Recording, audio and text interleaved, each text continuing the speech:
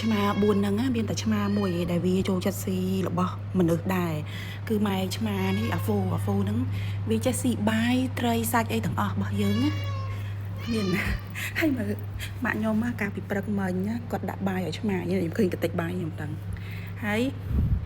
គាត់ដឹងថាអ្នកដែលស៊ីហ្នឹងគឺអាហ្វូហ្នឹងហ្មងបានជាឃើញវាធ្វើអត់ដឹងឯងវាដេកនៅលើក្រេសារវាឆ្អែតដល់ពេលអា3នេះគឺម៉ែវរហូត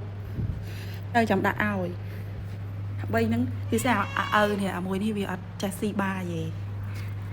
អញ្ចឹងព្រឹកមិញពួកហ្នឹងដឹងអត់មានបានចំណីទេដោយសារខ្ញុំធ្លាប់ពេលខ្លះម៉ាក់ក៏ថាស្នោះពួកវាអត់មានចង់ឲ្យវាបានបាយបានអីខ្លាំងអញ្ចឹងតែវាអត់ស៊ីទេនេះ3នេះមកហ្វាមកនេះតិចបានហើយកុំឲ្យហោពួកហ្នឹងស៊ីគ្មានដឹងឆ្អែតទេឃើញអត់វាធ្វើមិនដឹងហ្មងណារដងគឺវាម៉ែវជាងគេ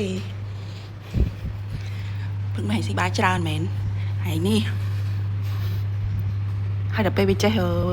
ស៊ីបាយស៊ីអីមកហូបយើងនិយាយថាឃើញយើងដើរចូលផ្ទះបាយបានទេនៅចាំនៅមុខផ្ទះបាយនឹងឯងឲ្យតាមសុំនេះសុំនោះតែពេលគេអត់សូវឲ្យវានេះណាបើមិនតែយើងដាក់ឲ្យទៅដាក់របស់រៀងសាបដាក់អត់មានដាក់គ្រឿងដាក់អីអត់ល្អទេធ្វើវាឈឺបាក់មើលថែដែរហ្នឹងអូគេឆ្ងាញ់គេណាគេបានចំណីគេណាក្រឹប